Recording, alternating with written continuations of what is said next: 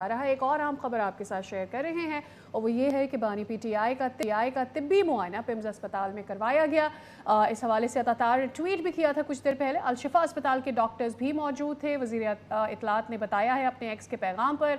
और पीटीआई कारकुनों की जानिब से सिक्योरिटी सूरत हाल पैदा की गई। अलशिफा के बाहर पैदा सूरत हाल के पेश नज़र बानी को पिम्स ले जाया गया। पहले भी तिब्बी सहूलियात फराहम की जाती रही हैं, जब ज़रूरत पड़ेगी तिब्बी सहूलियात फराहम की जाएंगी, ये कहना था अतातार का, जिन्होंने चंद लम्हे पहले एक्स पर अपना पैगाम शेयर किया है बानी पीटीआई की सेहत के हवाले से और पिम्स अस्पताल लेकर जाने और उसके बाद अडियाला जेल वापस ले जाने के मामले पर।